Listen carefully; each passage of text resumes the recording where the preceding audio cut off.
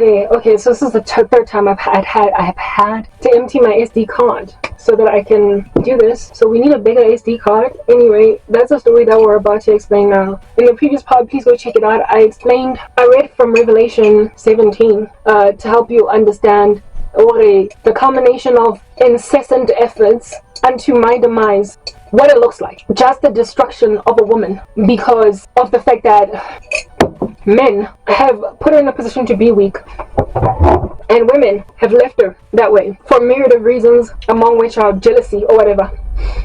And how it all ends, like my attempted destruction by bad men, it's just a foreshadowing of the ultimate global catastrophe on the ground that's going to be brewing because of the irresponsible decisions that men and women each are making on behalf of their societies and ecosystems, and because of a love of many that grows cold. All right, the incredible violence against women that we are going to be seeing coming up in South Africa. It's quite the issue, right? Gender-based violence is a thing, and it is the worst country to live in as a woman, and it's not getting any better. All right, women are turning up dead. They get put in duffel bags. They get killed in an overkill fashion. They get butchered, massacred, literally body parts cut up and stuffed into, gym bags and left on sides of streets.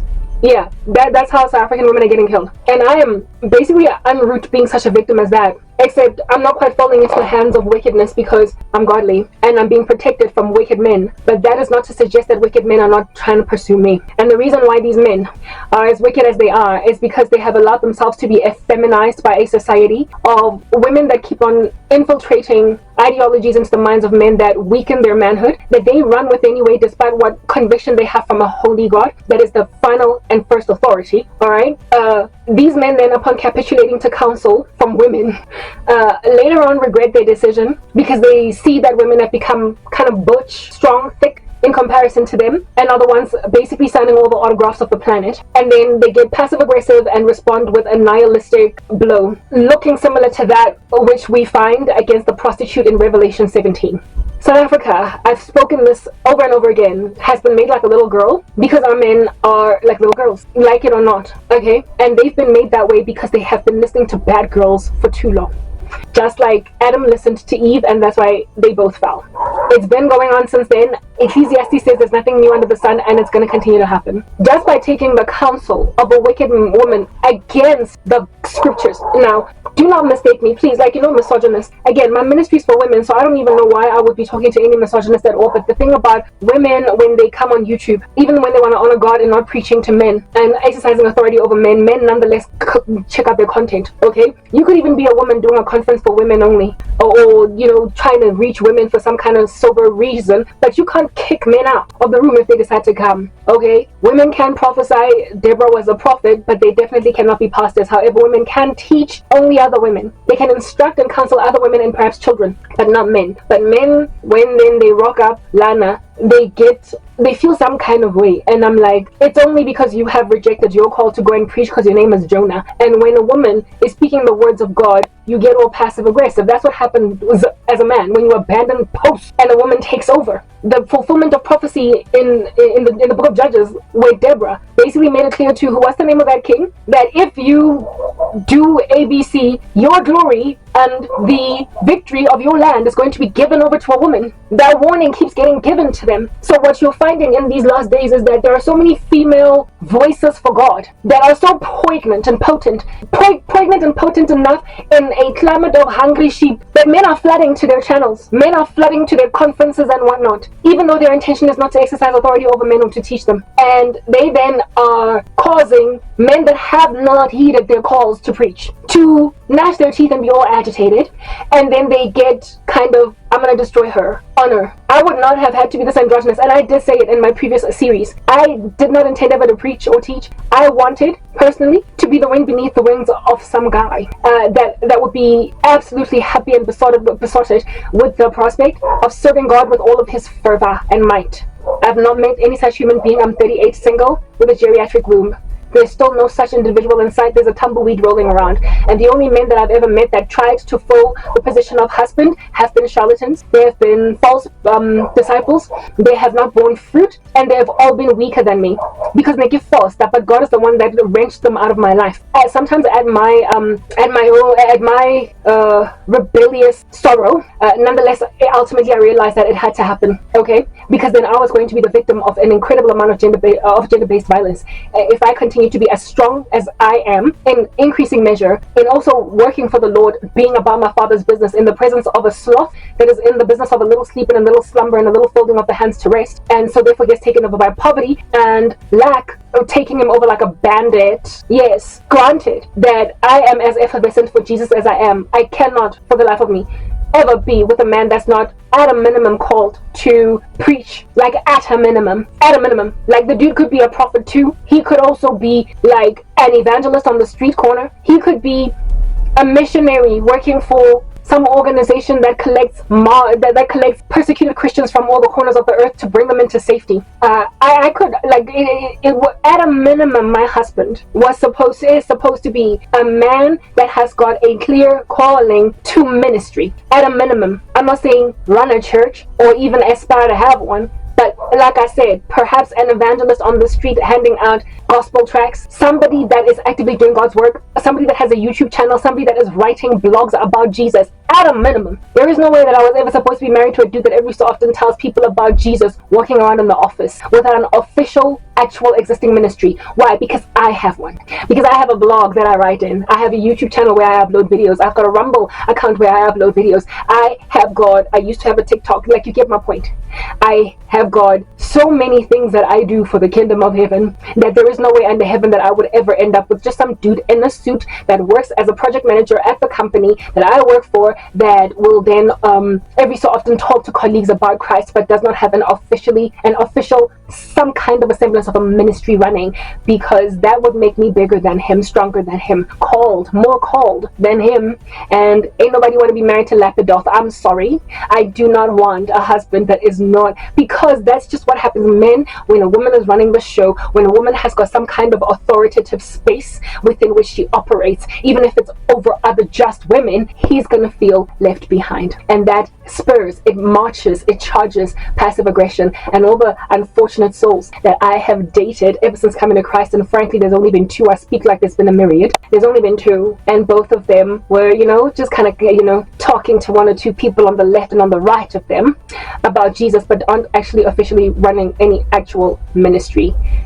Guys, the first dude was a graphic designer, so every so often he used to do little graphics about Jesus and post them on his site, but he wasn't actually ministering. He was not breaking down scripture. He was not expositing the word in an official platform. That's what I do. So I'll come be with a dude that just does posters about Jesus, because that's a larger calling than somebody that just, to what I do is larger than merely just coming up with a few posters, graphics about Christ. So if I was the one that was a graphic designer every so often doing some colorful artwork for Jesus, while he was the one doing this kind of job that I'm doing now, then by all means. But it does not get to be the woman with the stronger ministry. It literally doesn't. And there be health in a marriage. It just does not work that way. I'm sorry. As a woman, there is no way that you can be called to the kind of ministry that I am called to and have your husband just work a regular 9 to 5. It's impossible. Yes, there are people who both work just regular 9 to 5s and every so often minister to colleagues. Everybody has their own calling, but the measure of your calling as a woman, the Lord will always align it to the measure of the calling that your husband has, in recognizing that the Lord has called the woman to the man to preach and the woman to follow. So if your man is called to be a pastor, you likely would then be called to be, what is this? Perhaps maybe running the women's ministry, maybe Sunday school for the children, perhaps running your own little women's group or whatever. That's what you would have. And then when he goes on missions, you might be the one perhaps typing up his tracks and whatnot and sending them over to him, maybe even being behind him interpreting, if at all you've got different languages, like the ministry that is taught for Christ, ministries where the woman can speak Portuguese. So every so often when the guy is in countries that have got that speak Portuguese as their native language, like in Brazil, then she interprets what he's saying as he preaches in the streets. That's what ministry between man and woman is supposed to look like. But if the woman is the one that is always on the forefront and you rarely ever see the man, and again, the woman is busy preaching, pastoring over a church like Keke or Grace, it's problematic. It's problematic. A woman should not be preaching over men. So I will continue to highlight that thing. So I guess that's why I'm single today. Why? Not because there aren't enough men that God called, because oh my goodness, I can't find any men to call. He's God. He can call anyone. It's that a lot of them are not responding. The scriptures are clear. Many are called, but few are chosen. You get chosen because of the fact that you respond to your call in Christ.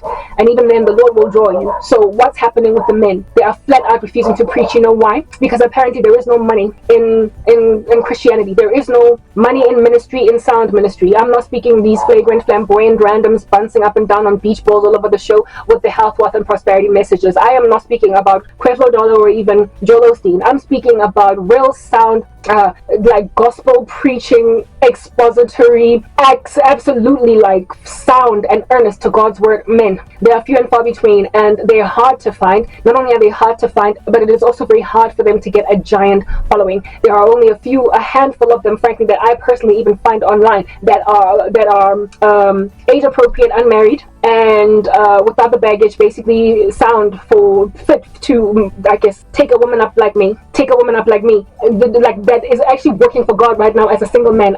There's one actually that is currently seated in the United States that has got those statistics, where it is that he's a single man. It doesn't matter that he's black, because really, frankly, I could marry whatever race of a man as long as he honors God, right? But like, to find a man that is, I'm 38, my age, has all along been fervently preaching for God, works earnestly for him, is sound, is not like a flagrant proliferator of all different kinds of strange agendas, is not capitulating to darkness, and also, like I said, is single, has never been married, and all that jazz, just been waiting on God for a wife, and all that jazz.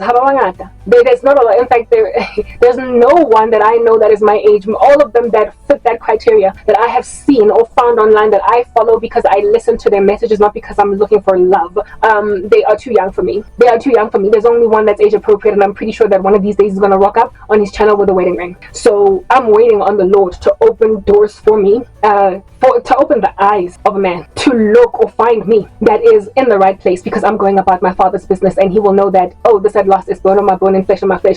But the fact that they're so few and far between, so rare, that I have had to be single for a good like almost decade now. I've been single for like almost a decade. The fact that that's like even a thing is problematic. It says that men are not responding to their calls, and that women are. And if women are responding to their calls and men aren't, but men are attracted to women who are walking around about their Father's business, if they're drawn to godly girls, because like I said, men ultimately get sick and tired of Jezebels. If these men are drawn to godly girls but they're not drawn to God, the result is a man trying to be the wind beneath the wings of a minister wife, while he just basically becomes a stay-at-home dad. It's just like it's some upside down world, and this will then ultimately result, like I said, in a passive aggression that could result in gender-based violence, that could result in the death of the woman and the prison term of the man, and therefore the orphan state of the children.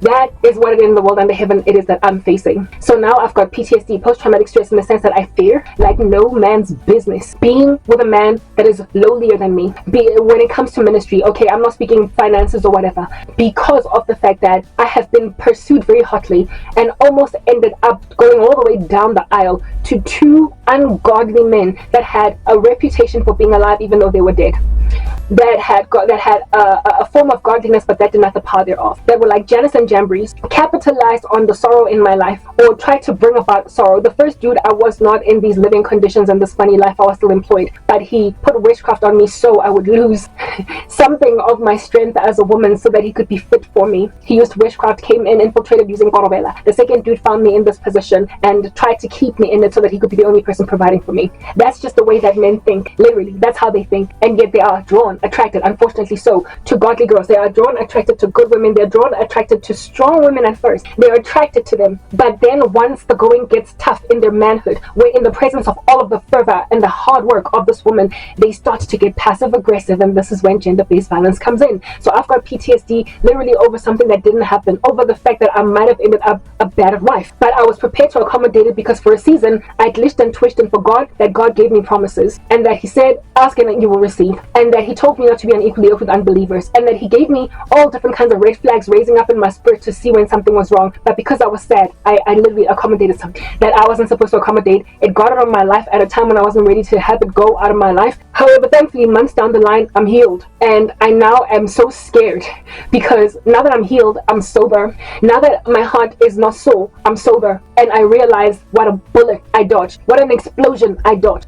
I nearly allowed myself to get married to a man that would have inevitably ended up trampling me under his shoe in a beating, because I asked him, why is he sitting doing nothing and not looking for opportunities or not I would wonder, how in the world under heaven did God put me together with a man that has no interest in ministry? All he does is watch the gospel 24 hours a day on the internet, and then maybe every so often talks to one or two people when he goes out on the street and meets them about Jesus, but actually run ministry, not interested. Too much work, too much sacrifice, and yet it's all I do. I was going to be with a man that would start as time progresses to resent, loathe this work that I do. Say, you're too loud, I'm watching TV. You and your videos, go somewhere else and record them. I was gonna be married to an abuser. To me, the trauma comes in the fact that I nearly let it happen if God did not himself stop this thing, even though I was kicking and screaming when it ended. Like, you know, when you don't want something to end and it ends anyway because somebody has been made dumb. And during the time of your feels, having a field day in your heart, you want to make things work with something that is absolutely cataclysmic for your future. And then when you snap out of your insanity, when you heal and so therefore get sober, you realize what you've been rescued from. And so now, only now, do you get shakes in realizing what bullet you dodged. Literally getting a post-traumatic stress because of what almost happened but didn't happen. Like getting kidnapped, and just before getting raped, you then get rescued by the police. The fact that it almost happened, even though it didn't. The fact that you were in the arms of a kidnapper. The fact that you were at some point held hostage at some site. That is enough to keep you messed up for the rest of your day, such that you will struggle to even go out and take a jog anymore. That's where I'm finding myself. I'm even scared now to accommodate any man. Because I don't know if I'm dealing with a kidnapper or a genuine, like, fervent son of the living God. And this thing that has happened with me, this trauma, this post-traumatic stress of realizing I literally dodged an Ike Turner, a man that would become more and more hostile as time progresses, is happening to women across the board, and not enough of them are getting snatched out of it because not enough of them are giving themselves over to God. I mean, to find yourself already in an abusive marriage is different from almost getting into one. But I promise you, there is trauma in learning that you dodged a bullet, like finding out that your ex-boyfriend killed his wife when there were all the signs there when the two of you were together. That's the kind of stuff that can bring some strange other second-hand trauma, and I've got that kind of second-hand trauma. I was rescued, so now I am basically telling women, advising women what to look out for and what to avoid, and how not, or basically just to not allow the progression of time, aging, to not allow the progression of the years that take away opportunities or the glory of your wedding body or whatever. Do not allow the conventions of this world that tell you you must be married by a certain age to make you rush into a marriage when there are red flags. Because I promise you, if I can get trauma from avoiding something, but that I almost accommodated, but if God himself did not force a man to hurt me when I was still busy trying to talk with him, if I was not supernaturally helped, I don't know where I'd be today, guys. Like, there are, like, y'all gotta, like, women, if a man is weaker than you, even though you are currently earning less than him, even though you are currently with less subscribers on YouTube, but you have got better talent, if you are in university studying, and so he's the one that's basically paying for your lunch money, but he's working at a call center and you're studying to be a doctor, I'm sorry, you need to break it off unless he wants to go and enroll in med school or in a university to go and become a lawyer, because you're gonna graduate and you're gonna get that first job, and he's going to be maybe now the supervisor of that call center, and that's when he's going to become passive aggressive, and he's going to start saying things like, if it wasn't for me you wouldn't be where it is that you got. Men cannot stand women who are stronger than them unless he is an entrepreneur trying to build a business on the side even though he didn't study. You can't be with him. If you can't see a future where this man is making way more than you cannot be with him. Just because he's able to pay for your pie at King Pie on campus for for the matrix while you are studying. Bottom line is you're studying a medical degree and he's working in a call center. Like, you guys, you're not women. Y'all gotta be realistic. Women have been realistic all throughout the ages, except for women in the 21st century. Women knew where it is that they were safest with men. Like, rarely in the past would you ever find a woman allowing herself to be with a man that did not have, at a minimum, the capacity for the wealth of her dad.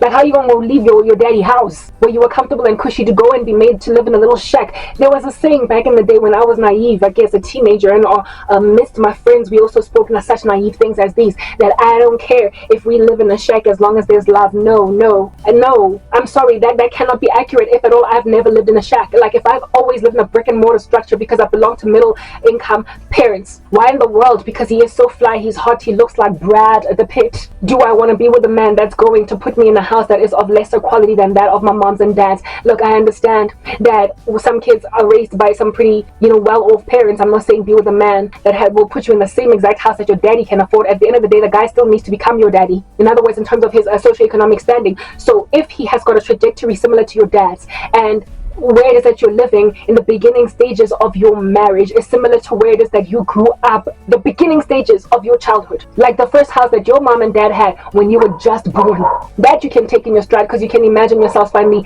eventually moving into the ultimate like estate mansion that your mom and dad now live in now that you are 27. But if it's a shack, like literally you've never lived in a shack in your life, you've never lived in a RDP house, your mom, and you've always had an ensuite bedroom in your house. Go ahead, no. As a child, as a teenager, you never had to share a bed with a sibling, and then you move into some neighborhood you don't understand because you're in love, you're in trouble. You can, like, I've dated badly. Like, please take it from me. When I was 23, I dated a dude that let go a forum. Like, it's already forums that go so wait. More trying to tlapela ko mara skotle. Oh, he so na batho mo tlapela skotleng. Last time it was an adventure for us to use to tlapela ko skotleng because we were always visiting other people. That's how it happened. My cousins and I, every time we would bath moskotlong, it was an adventure. It was like going to swim in a dam as kids, being naughty. And you would like happen upon a body of water that could have a, like, what do you call this, brain eating amoeba, but nonetheless you're kids, and so you have fun, and when you come back home all grubby, your parents beat you up. Yes, so bathing was an adventure of that nature. My grandmother grew up in Rustenburg, where they were yet to build any real plumbing, so they were still using the long drop in the very, very early stages of our upbringing. So using a long drop like toilet in the rural areas was fun because we were visiting the rural areas and it was all adventurous. That's how we looked at it, that our core baseline lifestyle was a fully plumbed, fully electricity provided, middle income, brick and mortar house, face brick, also boiling electricity and everything. So just because I got to experience a long drop in Rustenburg, and just because we got to bath out of being adventurous as kids visiting other kids that were less advantaged than us, it does not mean that you must accommodate a man that's going to put you in an environment like that. Just because you've experienced a long drop does not mean you must marry a man that's going to put you in a long drop. Remember, your permanent state was not a long drop. Your permanent state was a flushing toilet with excellent plumbing and electricity and everything running. And I went and I dated a dude that when I visited him for the weekends, because I was fornicating, so I would sleep over, he would pour me medzi, mofati. The guy wanted Khobale Bonesa, and I have got no respect for the police force of South Africa, and I've never had respect for them because all they do is sign affidavits. And I was studying a degree at Wits University, and this dude was not interested in education. He at some point worked go Magen Bean as a waitress because he could not get any other job due to, like, victim of your circumstance type thing. English was broken like no man's business, and I was with this dude. Listen to me speaking as eloquently as I'm speaking. Not much has changed other than maybe an addition of a couple extra words over the years of my vocabulary. I've always been very well spoken. If anything, my teachers in school regarded me for it, and yet speaking as fluently as I do, this dude could not hold a sentence together. I was even nervous to introduce him to my family lest they should mock me for dating a guy.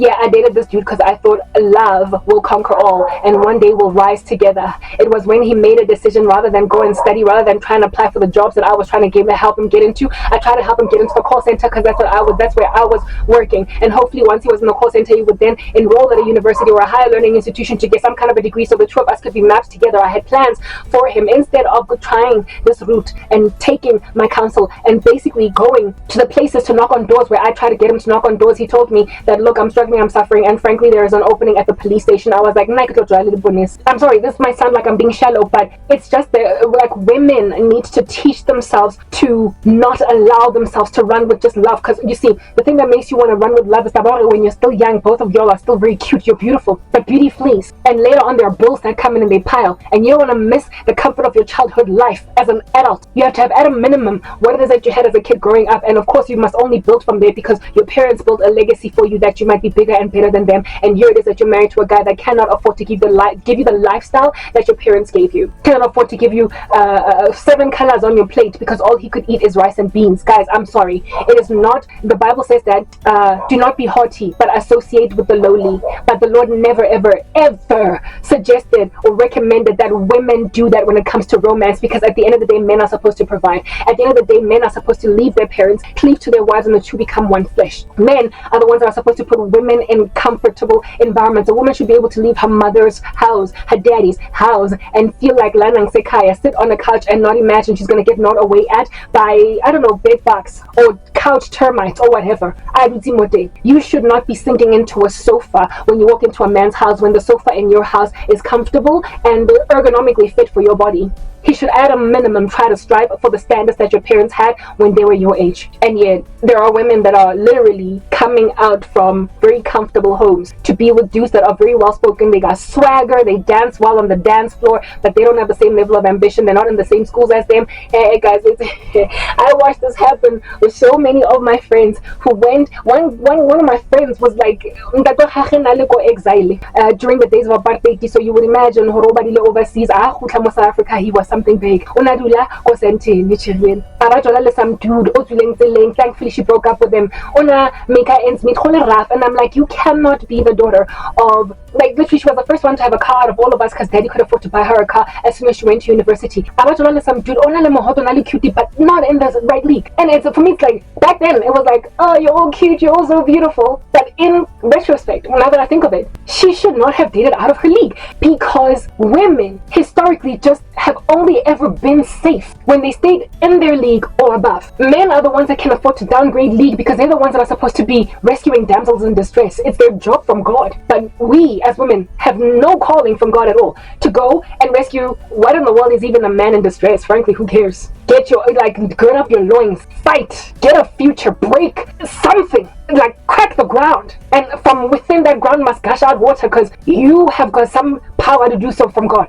Make it work by the sweat of your brow. If you want a bride that belongs to a particular socioeconomic class, you better strive to enter into it so that you can take her and her not have to literally deal with bed bugs on a sofa in your apartment when she lives in a better environment with her mom and her dad.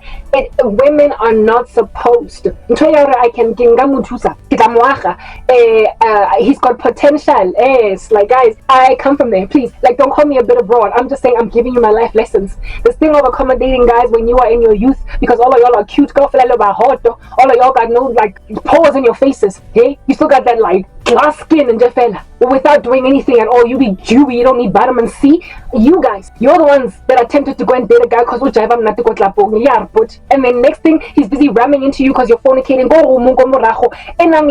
Bed bugs on cry for crying out loud. When you sleep on soft, crispy white sheets that get changed every 3 days by the domestic worker that lives in. But this is love. Hey, I've been through it. I've literally experienced all those things. I'm not even kidding. I'm sorry for the graphic details. Literally, having a beautiful, comfortable bed, because and live in domestic work, and then you allow some dude to have sex with you, that you don't know what's crawling on it. Because now 22. You know what happened with those boyfriends?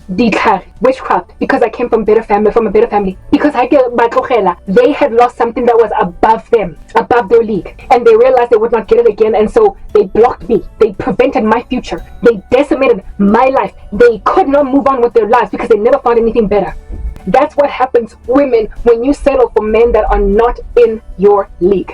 I am not being classist. I am just saying that yes, you must not be haughty but associate with the lowly, because that's what the scriptures say, but not in marriage. The Lord does not expect that. Not for women. Not for women. For men, you can go and grab a Cinderella all day because y'all are the ones that are supposed to elevate women. It's your job from God. But women have got a responsibility to be wise. We are innocent as doves, though shrewd as snakes. You must be wise in accommodating courtship. You must be wise. Minimum daddy and mommy standards is what you need to run with. So you cannot be a bachelor degree, an honors level, doctor. You cannot be living in your own beautiful apartment while your boyfriend still stays at home with his parents. And no, he's not Steve Jobs working out of his parents' garage to start Apple, but he's just some bum, literally unable to afford to get an apartment since a call center and he can't get out. He's not busy trying to strive onto any entrepreneurial ideal. If anything, you know, the ex-boyfriend, yeah, I stayed with him because he kept on promising to start a business. He never even started until around the time of our breakup. We were together for 5 years, so I thought he was a bit of a Steve Jobs. That's why I stayed. But I was already very uncomfortable with what was going on. I nearly left him, I don't know how many times. One time it was for another dude that looked like as if though I maybe landed right, but I wasn't in love enough with that other guy to be with him. So yeah, that kind of fell through. Understand, women, you are putting yourselves in danger by betting lower than your standards of living, either in your parents' house or the minimum of what you've achieved for yourself now that you've gotten out of high school and you've gotten your first job, or you've gotten out of university and you have gotten your first internship. If at all, you cannot bet lower than that. As a minimum, of course, character is everything else that you need to calculate. You need to look at other things like, is he godly, blah blah blah, but at a very minimum, you literally have got to look at his socio-economic conditions, because they're gonna factor in how abusive he is later on. If this man is basically being carried by you, he's gonna get abusive. You must understand, he's going to get abusive. If you are the one that also helped him get from zero to hero, once he becomes hero, he might leave you for a woman that he's going to build, because men might claim that they are happy to be with women that make them big when they were once tiny, but bottom line is your girth, your strength, the fact that you're the one that led him and not the other way around, will make him cheat on you with a woman that's lesser. Like it happens so frequently. It happened with me. And